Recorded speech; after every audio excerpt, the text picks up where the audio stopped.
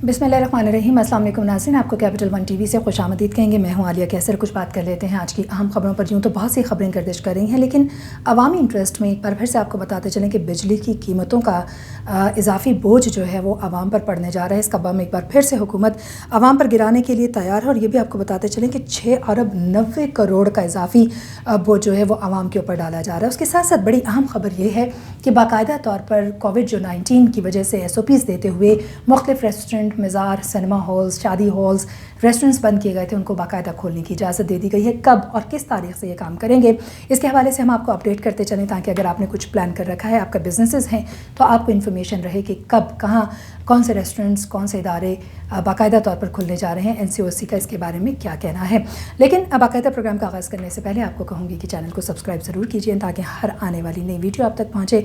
आपकी आरा, आपके कमेंट्स का हमें इंतज़ार रहता है, क्योंकि उसके इजहार से ही हम जान पाते हैं कि हम दुरुस्त समत में अपने प्रोग्राम्स को लेकर चल रहे हैं, और क्या प्रोग्राम्स आप देखना चाहते हैं ये भी आप हमारे साथ शेयर कर सकते हैं। पहले बात कर लेते हैं जी कोविड-19 के हवाले से इस वक्त की जो सूरत हाल है उस पर।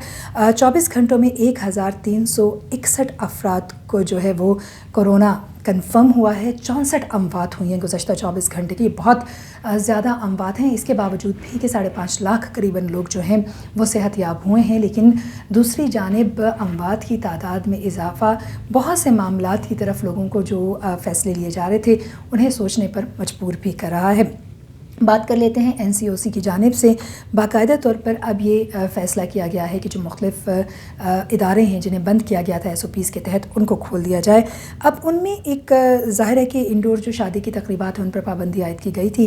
अब बाकायदा तौर पर इंडोर शादी की जो तकरीबात हैं उन्हें किए जाने की इजाज़त 15 मार्च से दी जा रही है। 15 मार्च से ही सिनेमा हॉल्स और शॉपिंग मॉल्स जो हैं उनको भी खोलने की इजाज़त दी जा रही है। और उसके साथ साथ ये भी आपको बताते चलें कि सिर्फ ऐसा नहीं है कि मज़ारात और सिनेमा हॉल्स जो हैं उनको खोला जाएगा, बल्कि उसके साथ साथ कई ऐसे बिजनेसेस हैं जिनका इंडोर, जैसे हम वफाकी दारुल हुकूमत की बात करते चलें तो उसमें इंडोर खाने की इजाज़त नहीं थी।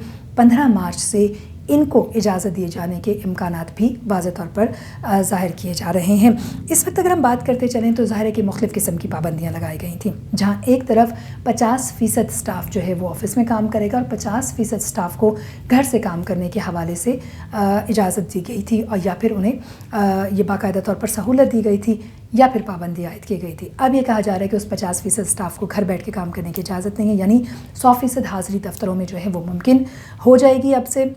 और वो तमाम लोग जो कि कोरोना की वजह से छुट्टियों पर थे लेकिन सैलरीज उन तक पहुँच रही थी, अब बाकायदा तौर पर उनको ऑफिस में आकर फिज़िकली काम करना पड़ेगा वहाँ पर। इसके साथ साथ अगर हम बात करते चलें तो सिर्फ ऑफिसेज़ ही नहीं, बल्कि PSL के जो मैचेस हैं उनके हवाले से बात करते चलें तो अब तक 50% शायकीन को इजाज़त थी कि वो स्टेडियम में पहुँचेंगे और मैच देख सकेंगे, लेकिन अब 100% शायकीन जो हैं वो PSL के मैचेस देख सकेंगे। इस बात की भी इजाज़त दे दी गई है। तो फौरी तौर पर अब से होने वाले जो मैचेस हैं उनमें जो शायकीन हैं उनकी तादाद बढ़ जाएगी। सो अगर आप जाना चाहते हैं और स्टेडियम पहुंचना चाहते हैं और मैचेस देखना चाहते हैं PSL के, तो आप अपनी टिकट बुक करवा सकते हैं और जाके वहाँ मैच देख सकते हैं, क्योंकि इसकी बाकायदा तौर पर हुकूमत की तरफ से इजाज़त दे दी गई है।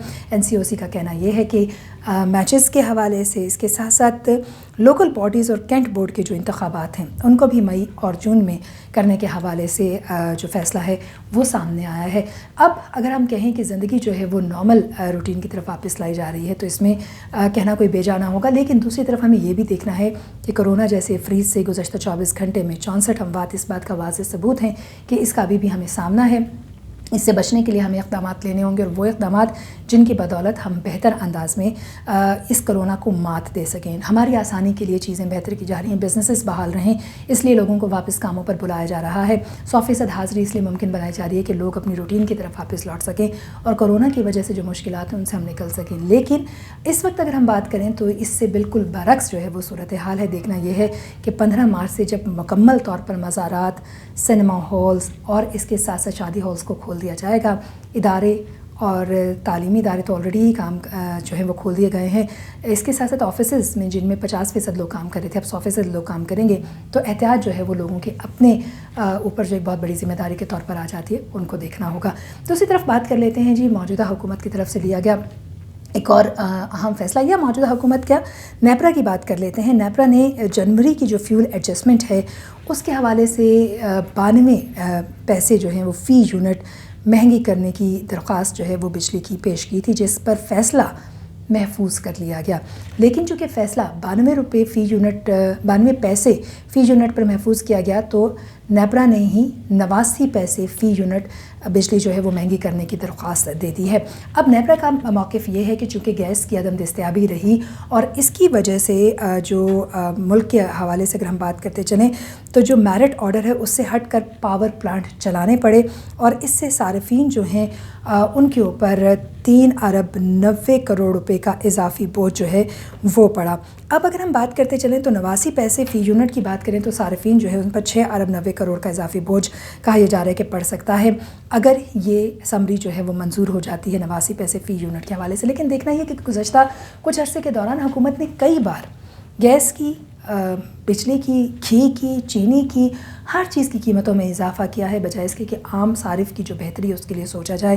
مسلسل اضافہ لوگوں پر ایک اضافی بوجھ پڑتا جا رہا ہے۔ ایک بار پھر سے بجلی میں اضافی جو قیمتیں ہیں، اگر یہ 92 پیسے فی یونٹ مہنگی نہیں ہوتی، 89 پیسے فی یونٹ مہنگی نہیں ہوتی، تو بھی اپنا خسارہ پورا کرنے کے لیے جو اضافی بوجھ ہے وہ عوام پر ڈلے گا، اور اس میں کتنے پیسے فی یونٹ یہ مہنگی ہوتی ہے ابھی کچھ کہنا قابل از وقت ہے۔ تاہم اس حوالے سے نیپرا نے واضح کر دیا ہے کہ 9 جنوری کو پاور پلانٹس کے لیے گیس جو ہے وہ صفر کر دی گئی تھی، جس کی وجہ سے 9 جنوری کو بلیک آؤٹ ہوا۔ یہ صورتحال پیدا نہ ہوتی اگر گیس کی دستیابی ملک میں رہتی، اور اسی طریقے سے بجلی جو ہے اس کے فی یونٹ مہنگے نہ کرنے پڑتے۔ اب ایک عام صارف کے اوپر فی یونٹ 89 روپے کا بوجھ اگر پڑتا ہے تو ایک گھر سے یعنی قریباً 6 ارب 90 کروڑ روپے کا جو اضافی بوجھ ہے وہ پاکستان کی عوام سے ہی وصول کیا جائے گا۔ ایسی حالت میں جب کووڈ میں بزنسز بند ہیں، لوگ کام نہیں کر رہے، ملازمتیں دشوار ہوئی ہوئی ہیں، مختلف جو محکمے ہیں، نیپرا سمیت ایون حکومت وقت، ان کو سوچنا ہوگا کہ عام آدمی کی بہتری کے لیے اقدامات لیں، نہ کہ ان کو مزید مشکل حالات سے دو چار کرنے کے حوالے سے۔